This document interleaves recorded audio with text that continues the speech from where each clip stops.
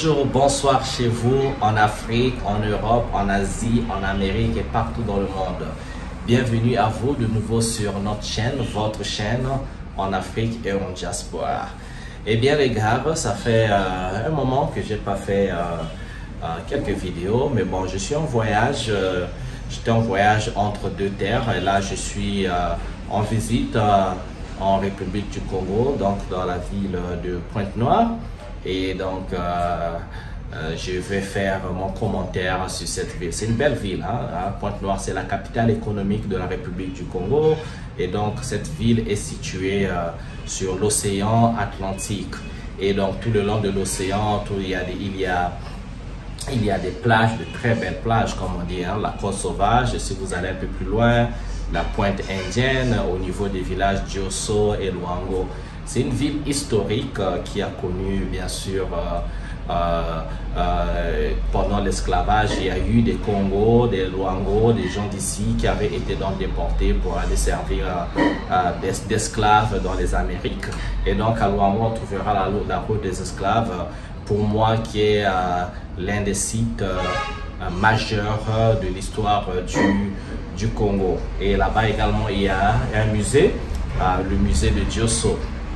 Et donc, étant la capitale économique, on veut aussi, ça voudrait dire, par la présence de l'océan, et donc toute la richesse du pays, la richesse pétrolière. Le pétrole du Congo vient d'ici, parce qu'il y a des compagnies qui exploitent en offshore, il y a des barges d'exploitation pétrolière sur les mers, l'océan ici, et donc toute la richesse pétrolière vient de la ville de Pointe-Noire, parce que le pétrole constitue la richesse principale de la République du Congo. Mais cette vidéo, c'est juste pour dire un peu ma déception. Et je sais que beaucoup de gens se reconnaîtront, hein, c'est pas seulement au Congo, on retrouvera les cas dans plein de pays d'Afrique. La déception de voir plutôt un pays ou encore une ville qui a autant de ressources, autant de richesses, mais rien ne se développe. Okay? Je suis pas là pour titiller la sensibilité des gens, mais ce qu'on fait, c'est parce qu'on aime notre pays, on aime notre ville.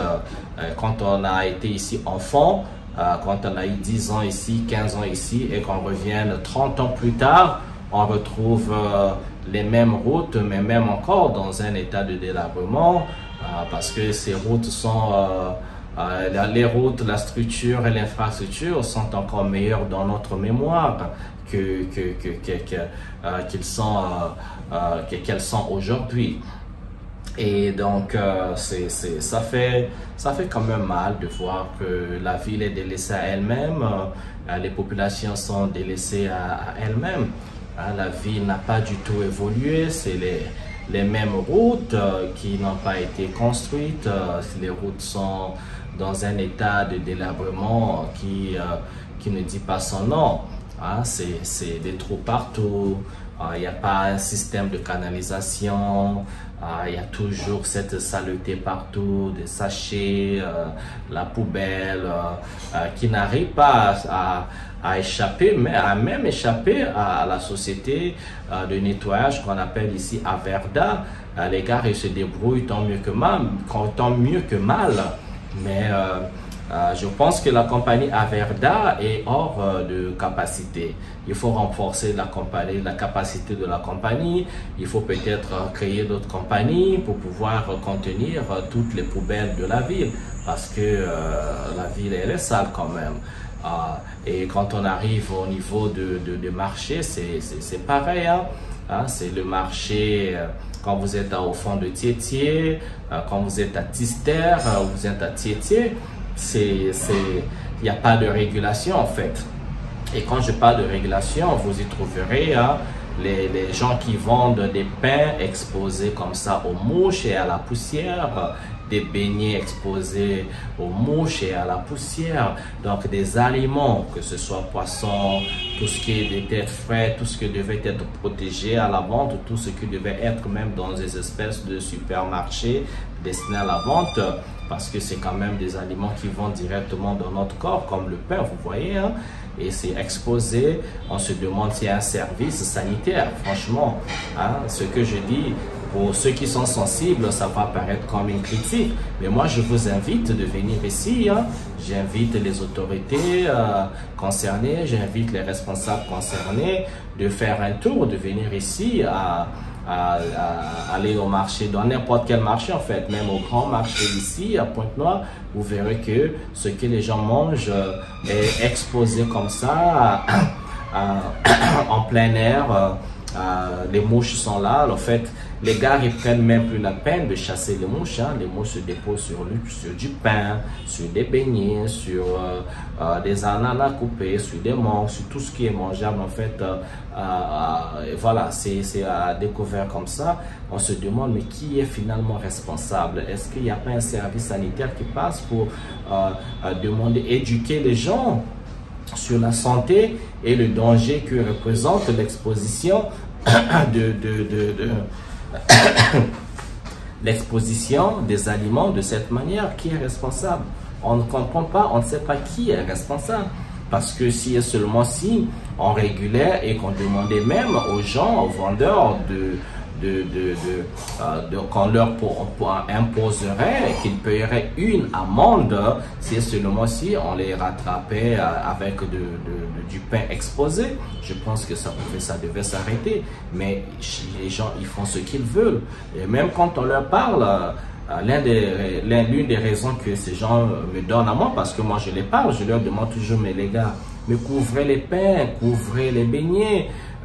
Leur argument c'est que s'ils couvrent le pain, les beignets, personne ne verra les beignets ou personne n'achètera parce que on les rend invisibles. Je dis, bon, c'est un faux argument parce que les consommateurs, il faut les éduquer. Les consommateurs, si vous couvrez vos beignets, vous couvrez votre pain et vous prenez un pain d'échantillon que vous mettez sur donc le couvert, donc soit une nappe pour les pains ou les beignets, tout ce que vous voulez, un papier, mais vous prenez un échantillon de pain ou de beignets que vous mettez à côté et tout le monde sera habitué, sera éduqué que quand il voit un échantillon de pain et sur une cuvette qui a été couverte, et donc ils sauront que là c'est la vente de pain, là c'est la vente de beignets, là c'est la vente des ignames qu'on a préparé, qu'on a fait bouillir. Et donc c'est comme ça. Donc les gens s'habitueraient à ça, les gens seraient éduqués, les gens achèteraient parce qu'il n'en va que de leur santé, donc on protège leur santé. Alors quand on revient au niveau des routes, où je commençais, mais les routes sont accidentées. Il y a eu quelques réalisations que j'ai vues au niveau du quartier là, Vente était là, où quelques rues on a mis des dallettes sur quelques rues, mais je vous assure, c'est pas un nombre de dallettes sur un nombre de rues qui peuvent marquer un changement dans une ville, parce que toutes les grandes artères sont difficilement fréquentables et ce qui cause, comme les routes n'ont pas été construites, comprenez que ces routes de Pointe-Noire sont petites et elles ont été construites quand la population était moindre et il n'y avait pas un flux de véhicules qu'on trouve aujourd'hui. Donc si on avait quelqu'un qui avait une vision de futur, quelqu'un qui réfléchit 50 ans en avant, un siècle en avant, on pense que ça pouvait être prévenu, d'autant plus que la population est croissante et donc on pouvait prévenir ce flot, plutôt ce manque de routes et encore la taille petite des routes qui fait à peine un côté ici pour les voitures qui vont à droite ou de l'autre côté les voitures à gauche, et donc les routes sont petites et les routes sont tellement accidentées que il faudrait en ajouter ou tout simplement améliorer les conditions de route. Je vous donne un exemple que vous allez d'ailleurs regarder en vidéo. Ok, bon, ok, prenons une seconde, je vous montre quand même quelques extraits comme ça des routes et on va parler de cette route particulière, route là que vous allez voir. On se retrouve tout de suite.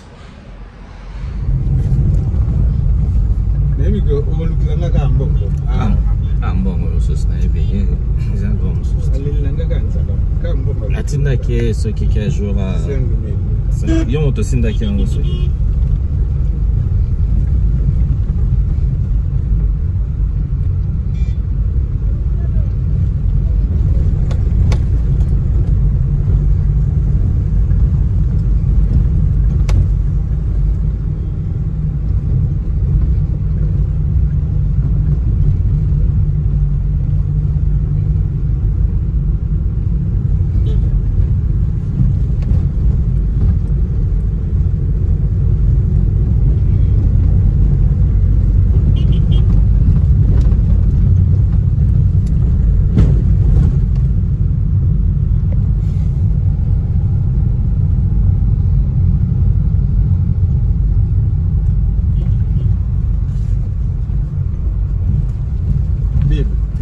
Dernièrement, l'année passée, nous allons au Mabanga. Non.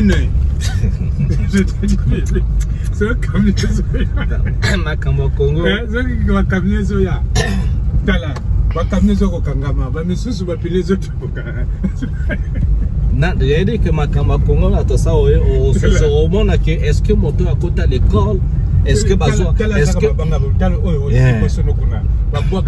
Presque. Donc. Camion, quand les banques camion, là, tu sais, pour nous, ce qui est bloc. Il dit que retour est-ce que ça ingénieur, est-ce que mon côté à l'école, est-ce que comme le colombe Congo, je sais pas ce qu'il y a ce mot.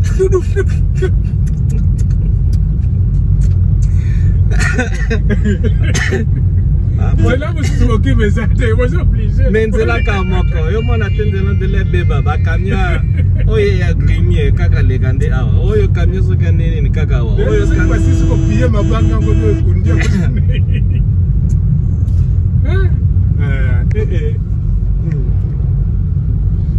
Oh, écoute, ba kamia so kangama, mais c'est so. Et créer des zones d'embouteillage. Celui qui est l'océan, même inédité depuis que vous êtes en embouteillage. Mais quand depuis que des gens de langue qui ont embouteillage, bien nous posons sur ma banque à dinosaures, posons boté.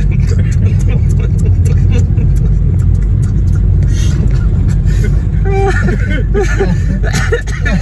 y a vraiment un dinosaure.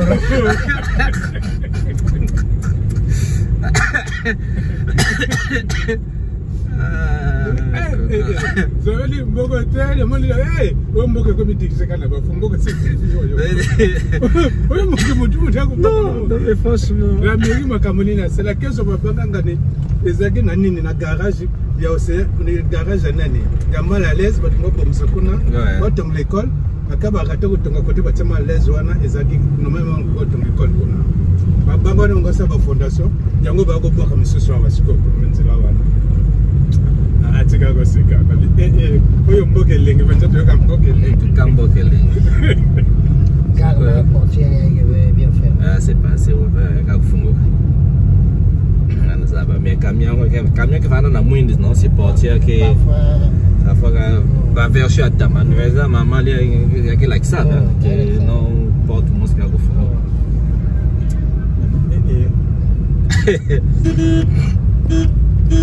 Quand t'as un distrait, à la gauche, à la pointe. Un carrière.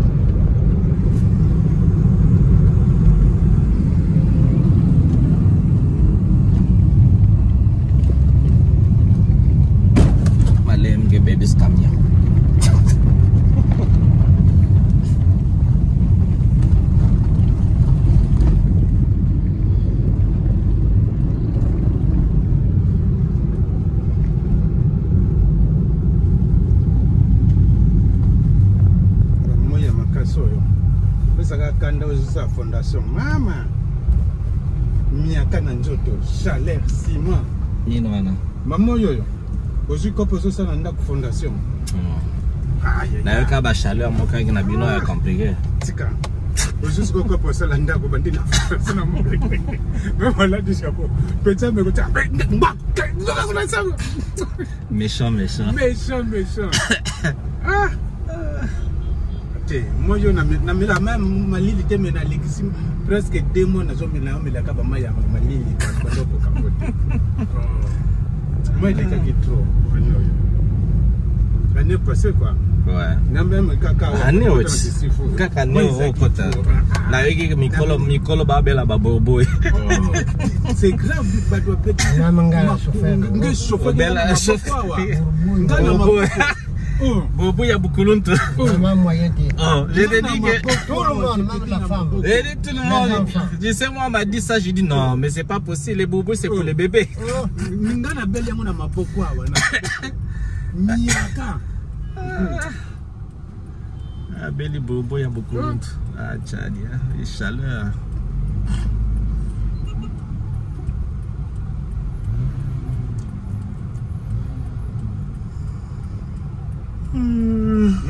Benga na maboko. Et puis on a mon en bagui à Beliango. Moi on a besoin à Beliango.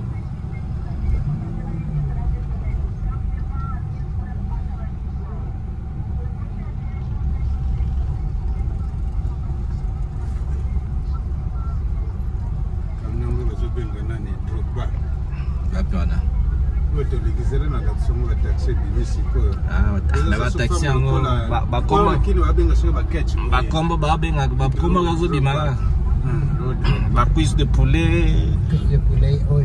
Cuisse de poulet.